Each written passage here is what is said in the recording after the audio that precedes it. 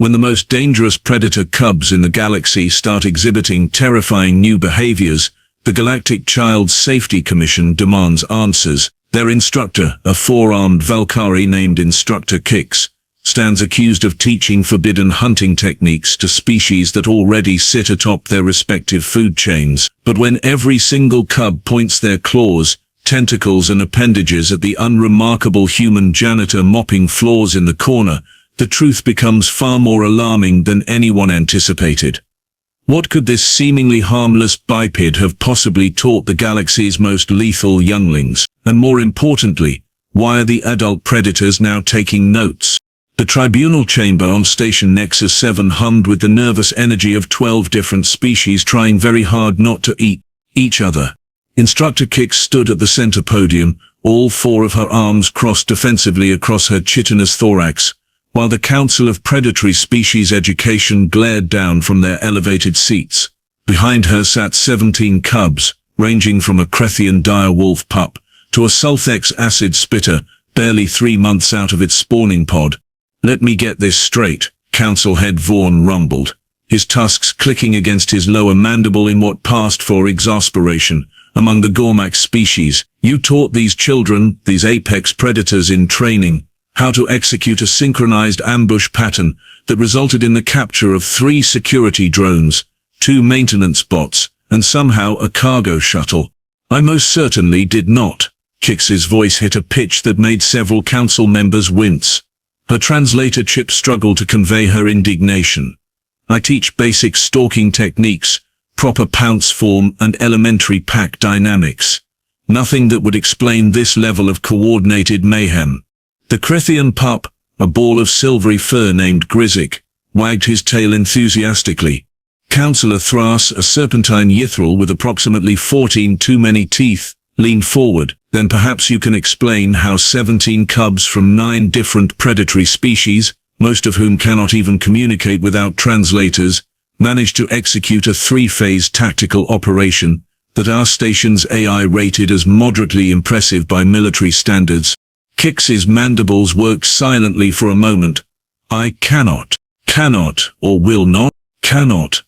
I swear on my molting cycles, I taught them nothing of the sort." Vaughn's massive paw slammed onto his desk, sending a minor tremor through the floor. "Then WHO did. These cubs didn't spontaneously develop advanced military tactics through evolutionary happenstance. Someone taught them coordination, timing, and worst of all," he paused dramatically, "psychological warfare." "Psychological warfare." Kix's voice went up another octave. Councillor Mira, an avian Scrix with feathers that currently displayed alarmed yellow patterns, activated a holographic display. Footage appeared showing the cargo shuttle incident. 17 cubs had somehow convinced the pilot that there was a critical hull breach in the cargo bay by making strategically placed scratching sounds, then ambushed him with what could only be described as military precision when he went to investigate. "The pilot is still in therapy," Mira chirped accusingly. "He keeps muttering something about the eyes, so many coordinated eyes in the darkness." Kix watched the footage with growing horror. "By the first brood, I have never seen anything like this." "Then answer the question, Instructor." Vaughn's voice dropped to a dangerous growl. "Who taught them?" Kix turned to face her students, all 4 arms spread in supplication. "Cubs, please. For the sake of my career and possibly my freedom, tell the Council where you learned these tactics." 17 pairs of eyes, compound lenses and sensory organs swiveled in perfect unison. Then, as one, they pointed, not at Kix, past her, to the back corner of the chamber where a human in a maintenance jumpsuit was mopping the floor with the kind of dedicated focus that suggested he very much wished to be anywhere else. The human, whose name tag read, Kai Storm in standard galactic script, froze mid-mop. "Oh no," he said quietly. "Oh no, no, no, no, no." Every head in the tribunal chamber rotated to face him with the slow, predatory precision of creatures recognizing prey. "The janitor?" Vaughn's bellow shook dust from the ceiling panels. "You expect us to believe that a human, a species we haven't even finished cataloging yet, taught our cubs advanced military tactics?" Kai slowly lowered his mop, raising both hands in the universal gesture of please don't eat me. Look, in my defense, they started it. They started it? Counselor Thras's scales rippled with disbelief. They are children. Yeah, children who kept stealing my cleaning supplies. Do you have any idea how hard it is to get glow polish in this sector? Kai's voice took on the long-suffering tone of someone who had been dealing with nonsense for far too long.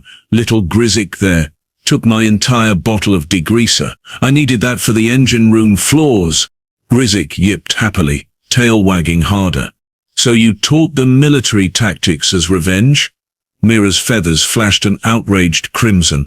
No, I taught them how to work together to reach the high shelf in the supply closet, so they could get their own supplies instead of stealing mine. Kai gestured defensively with the mop. How was I supposed to know they'd apply those same principles to Grand Theft Shuttle? The chamber fell silent except for the gentle drip of mop water hitting the floor. Explain, Vaughn said slowly, dangerously. What you mean by work together to reach the high shelf? Kai's shoulders slumped in defeat. Okay, so Grizzick couldn't reach the shelf because he's too short, right? But Slicks the Sulfix could climb but couldn't manipulate the containers. And Tornak the Gormax baby was strong but couldn't see what he was grabbing. So I showed them how to, combine their strengths. Combine their strengths, Thras repeated flatly. Yeah, Grizzick spots from the ground, Slicks climbs up, Tornak lifts, and boom, teamwork. Kai's enthusiasm died when he saw 17 smug predator faces and 12 horrified council members. That's bad, isn't it? That's a bad thing I did. Kix's translator made a sound suspiciously like hysterical laughter. You taught apex predators from different species how to collaborate across their biological limitations. You weaponized cooperation. I mean, when you say it like that, it sounds way worse than helped some kids get art supplies. ART supplies? Vaughn roared. They wanted to make thank you cards. It was adorable, Kai protested, then paused. Wait, is that what you used the paint for? Not thank you cards? Grizzick whined and looked away. Oh, you little fuzzy traitor, you told me it was for cards. Counselor Mira pulled up another file. 3 days ago someone painted the words "The Pack Remembers" on the hull of Dock 7 in bioluminescent paint. It can be seen from space. Kay stared at Grizzick. Dude, not cool. The Crithian pup had the decency to look slightly ashamed. Vaughn leaned back in his massive chair, which creaked ominously under his weight. Let me see if I understand the full scope of this disaster. A human janitor, through acts of what he claims was helpfulness, taught our most dangerous juvenile predators how to plan, coordinate, and execute complex operations as a multi-species unit, capabilities that some of our military divisions have struggled with for decades. Again, when you phrase it like that, it sounds really bad, Kai repeated weakly. Because it is really bad. Kix spun on him, all 4 arms gesturing wildly. Do you understand what you've done? These cubs will grow up to be the most dangerous predators in their respective species. And now they have cross-species tactical coordination. Kai bit his lip. Would it help if I said I also taught them about sharing and emotional regulation? The silence stretched. How? Thras asked carefully. Well, when Grizzick and Slicks got into a fight over who got to hold the spray bottle during cleaning time, I taught them to talk through their feelings and take turns instead of, trying to murder each other. Another long silence. Counselor Mira's feathers cycled through several colors that probably didn't translate to anything polite. You taught predatory species cubs conflict resolution. Is that also bad? Yes. No. Maybe. Kix was pacing now, her legs clicking rapidly against the floor. I don't even know anymore. This human has turned everything we know about predator education completely upside down. Vaughn rubbed his massive temples with both paws, a gesture of profound exhaustion that transcended species. Let me get this absolutely clear, because I need to file a report that won't get me committed to a psychiatric facility. Human K. Storm, you taught 17 apex predator cubs from 9 different species, some of whom are biologically programmed to view others as prey, how to work together, resolve conflicts peacefully, and coordinate tactical operations. Look, you're making it sound like some kind of master plan, Kai protested, still clutching his mop like a security blanket. I was just trying to get through my shifts without stepping in acid spit or finding another nest in the air ducts. Another nest? Kix's voice cracked. Yeah, Slicks keeps building them. I've removed 4 this month alone. Kai pointed at the small Sulfix, who burbled innocently. We had a talk about appropriate nesting locations. I suggested the environmental simulation room instead. Plenty of warm pipes, very cozy, not attached to life support systems. Grizzic yipped and several other cubs made sounds of agreement. Counselor Thras slithered forward, his scales rippling with something between fascination and horror. You negotiated with them? Well, yeah, they're kids, not feral animals. Although, fun fact, on my planet we'd consider most of your cubs to be feral animals. But that seemed rude to mention during parent-teacher conferences. You attended parent-teacher conferences? Mira's feathers went pure white. Kix invited me, said it would be good for me to meet the parents since I see the cubs so often during my rounds. Kay's face took on a distant expression. That's how I learned that Gormax adults consider prolonged eye contact a challenge to mortal combat. That was an educational afternoon. Kix made a strangled sound. You made eye contact with Tornak's parent? Battle Chief Krognar the Unyielding? Is that who that was? He seemed nice once we established. I wasn't trying to fight him. We talked about proper nutrition for growing Gormax. Did you know they need 17 different minerals in their diet? Fascinating stuff. He gave me his family's recipe for bone broth. The council members exchanged glances that suggested they were collectively questioning reality. I need to sit down, Vaughn muttered. Despite already being seated, someone get me a sedative. Or kill me. I'm flexible at this point. Councillor Mira pulled up yet another file, her wing talons trembling slightly. 4 days ago someone organized a station-wide game of hide-and-seek that paralyzed 3 sectors for 6 hours. Security couldn't locate a single cub until they voluntarily revealed themselves, simultaneously, while singing. Kai winced. Okay, that one got a little out of hand. A little. In fairness, I only taught them the song so they'd stop howling during nap time. The hiding was apparently something they came up with on their own. Kai defended himself, though I may have mentioned that humans used to play similar games back on Earth. Thras's eyes, all 3 of them, narrowed dangerously. What kind of games did humans play exactly?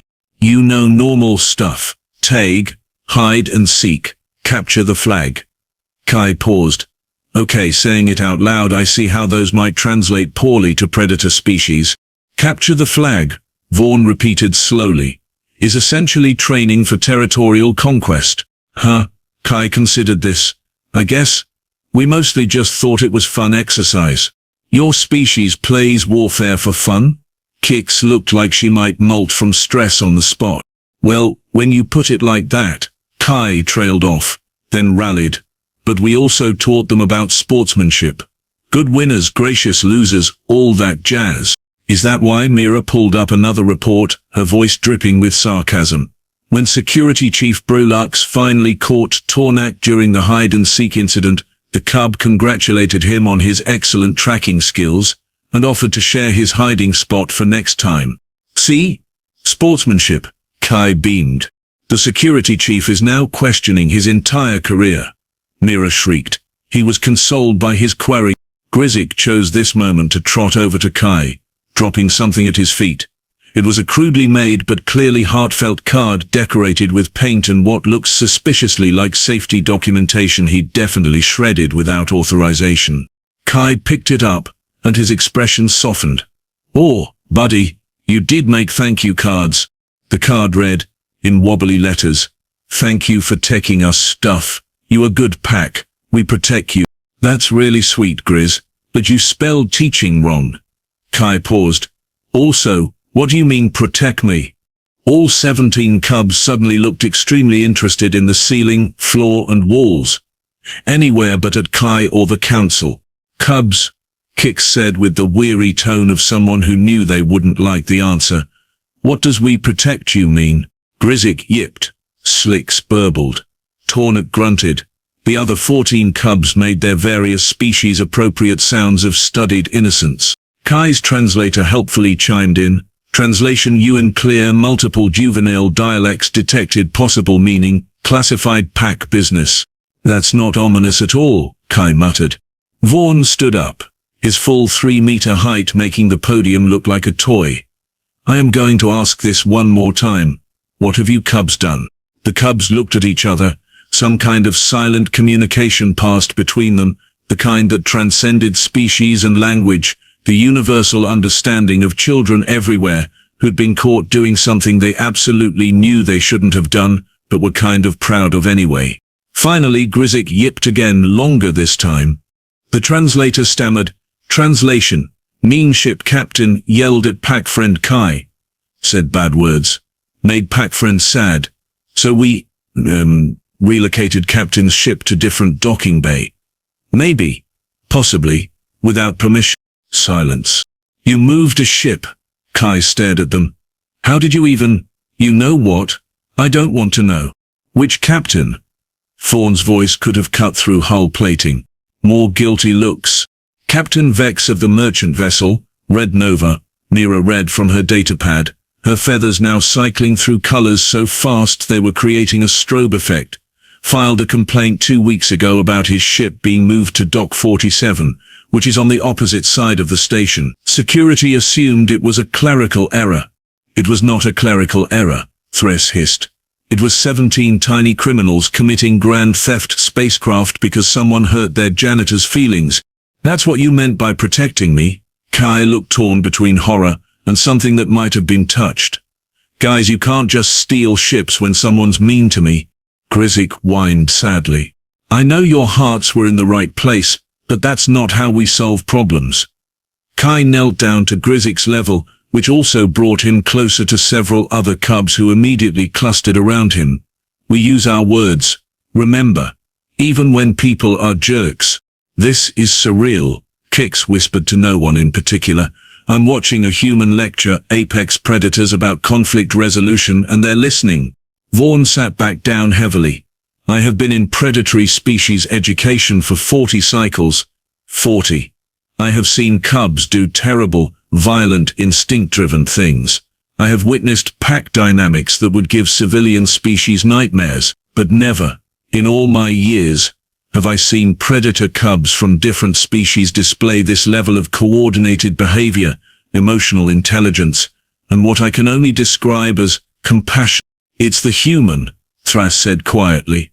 It has to be. Somehow this one human has done what centuries of education theory said was impossible. Counselor, Mira was scanning through her datapad frantically. I'm pulling up the human species file. Let's see. Oh. What? Several voices asked at once. Humans are classified as endurance predators with advanced pack bonding instincts. Notes here say they're known for adopting other species, even natural prey animals, as family units. There's a whole section on something called puppies and kittens that makes absolutely no biological sense whatsoever. Mira looked up, her eyes wide. They're social apex predators who evolved cooperation as their primary survival strategy. Meaning? Vaughn prompted. Meaning, Mira's voice was hollow, that teaching cooperation and emotional bonds isn't something he learned. It's what his species does.